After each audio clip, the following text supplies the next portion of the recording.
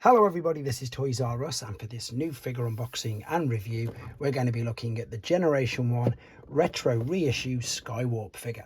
So what we're going to do with this video, we're going to unbox him live in a second, have a look at the entire contents of the packaging. We're going to have a quick look at this beautiful box artwork. We are of course going to have a look at him in both of his modes. We can do some comparisons with him and his original Generation 1 self. Oh, his tail fins fell off.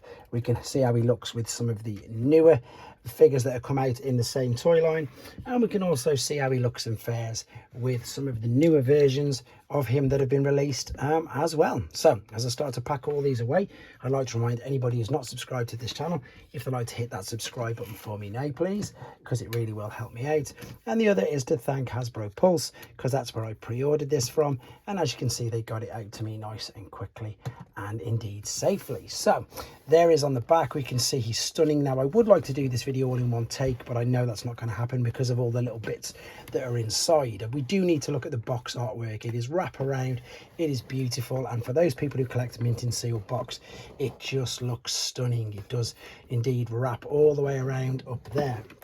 So for those of you who are unaware, or for those of you who are perhaps mistaken, this is just quite simply a reuse of the Generation 1 mould from the 80s. And the reason why I'm saying this is because someone, in fact a few people might be getting a bit confused, but someone commented that they'd like to stick with the 80s versions because of the die cast in them. So I just want to reassure that the die cast in this is exactly the same. It's completely the same. The only difference is that the plastic is a different colour. So all of this bit here is still metal, same as this bit here, exactly as it was. No, sorry, all that bit behind there, exactly as it was in the original G1 toy. But as you can see, there are so many parts in there. I'm going to have to briefly stop the video to get all of them out and fix him back up.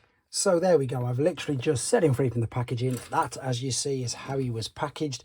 A rather sort of in-between robot, in-between jet.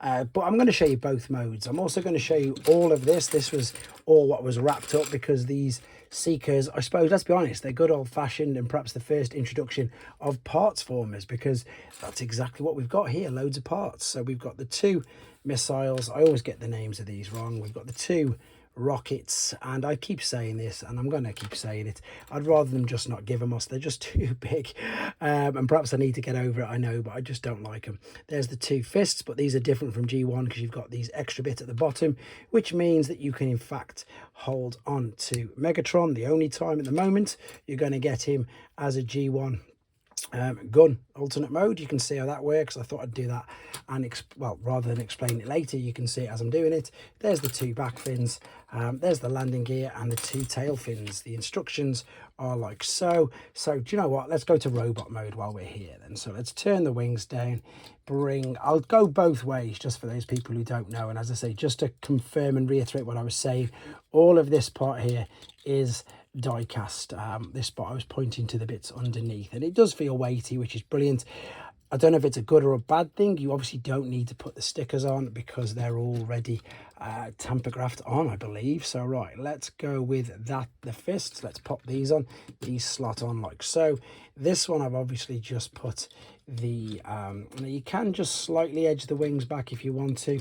I wouldn't edge them all the way back because I do like the way they look. So for instance, when you see my next ones pulled out, I haven't got the bottom part of the gun on because I like to have the wings sprayed out just a little bit. Now these rockets, oh, see what I mean about the wings coming off? Everything comes off on these. They really do come to a lot of pieces. So if you haven't seen just how much of a parts former these were, you're going to see in a second. Now remember, this is a brand new toy, that's why everything isn't working for me, but I'm just going to keep going with it. Right, they're there. Now we need to attach these into the side as well, so these fit via that hole. And then you've got the fins as well. Now you see you've got the cutout on there. That would mean that's the wrong side, so you need to line it up so you've got the solid bit there, and then you can just turn either that way or indeed that way, out of the way for now. Right, as I say, I am going to keep building him up. This toy line is very, very interesting. We don't know which figures we're going to be getting. Let's be honest, the only thing that we do know for sure is we're only going to get ones they've got molds of. Some of the molds are damaged, some of the molds are broke. The Seeker mold obviously seems to be okay, and it was an absolute no-brainer and no surprise when we did indeed get as soon as we saw Starscream, we knew we'd get the rest. So I'm going to put Megatron in his hands there. That is pretty much how I'm going to be displaying him. Now, the missiles, I'm not even going to bother with. The rockets aren't too bad when he's in this particular mode, but they're just huge. And the main reason this, of course, is for safety, for firing small projectiles. And then another old little trick that I think everybody used to do to not lose the landing gear. Everybody used to just pop it in the cockpit like so.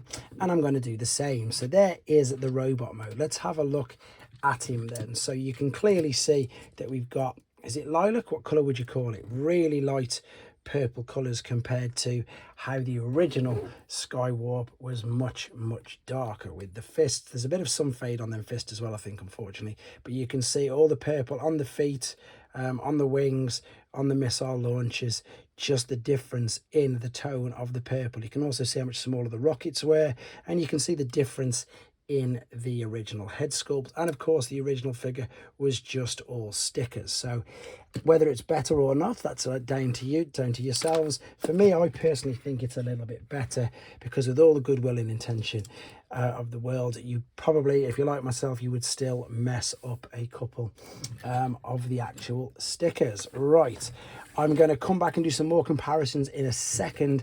I just want to take this guy straight into alternate mode very quickly just to show everybody. So you can transform him or you can parts form him. It's much easier and in fact, let's have a go trying to do it this way. So we need to take these off because these need to go onto the wings. He obviously doesn't want his fists, so we don't need them. And of course we need his landing gear. Now, to be honest, we should be able to get away with this now because the arms are out.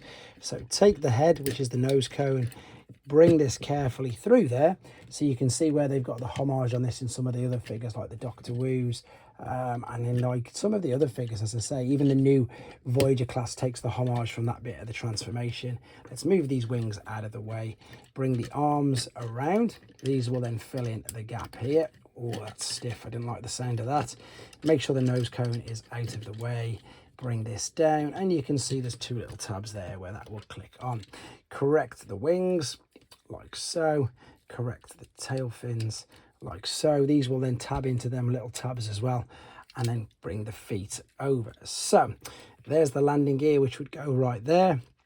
And then, to be honest, I'm going to take them out. You can see that they do actually fire. So at least if they're big, it's nice to see that they do actually fire. And there's a bit of range on that, to be honest. Now, if I was going to be displaying this in the alternate mode, I would keep it like that without the missiles, because the missiles, the original ones, I probably should have got some ready, to be fair, were only about this big. So when you pop them in there, you just saw the end of that stick at the top. But because, again, safety laws, this is how they look now. And yeah, I'm just going to leave it at that. I'm going to say nothing else. But the alternate mode's beautiful. I mean, the jet itself is stunning. Whether or not it's better with the less stickers, that's up to you guys. Again, I will not be displaying him in this particular mode. He's going to be in the robot, but for the video, obviously, I want to show you it. So let's take these out. Let's very quickly go back. So I transformed him with all the parts on him. If you want to parts form him, take it apart. You don't really need to take these off. Obviously, you've seen that. You can just spin that around. You can fold these out. You can take this off, push the arms through first and foremost. Once you've lifted that forward, then these will come around. Now, the only thing to really be aware of, and I'm saying this, but I'm fully expecting most people not to actually be playing with these, because the only thing that ever used to not get broken, but just get loose is, funnily enough, that tab there clipping in onto that. It did get loose, and I think the Starscream figure, mine was a little bit like that. Don't forget to take these back off the wings. As I say, some people put them all the way back. I particularly don't like that. I'd rather see them out. Yes, it takes up a little bit more, I think, space on the shelf. But I always remember them all being out, sprayed out a little bit just so you could see them. I don't think they look anywhere near as good when it's just like, if I turn them completely back, it doesn't look anywhere near as good, does it? You've got to have literally a bit of a wingspan there. Let's just put the fists back on. And indeed, let's put the rockets in rather than the missiles. Let's put that fist there. I'm not going to go on for much longer, guys. I know it's just a G1 Skywarp. I need to bring in some of the comparisons for you. So I've brought in the original. I'm going to bring in the original again, stand him there, so you can have one last quick look at the difference there. Then we've got a Voyager class Earthrise Seeker, and again, the nose cone and everything is a pretty good homage to that. And then we've got the core class version of him. So I suppose if there was a deluxe size, which I'm sure I've got a deluxe Skywarp somewhere, they would be pretty much the size that he is now. Right, let's move these out of the way and let's show you the other two Seekers that we've had reissued already. So there's Thundercracker in his very light blue colour, and there's Starscream, as you can see, looking great. Decepticons, those look good. That's that bit I was on about there, see what I mean? See how it comes loose already?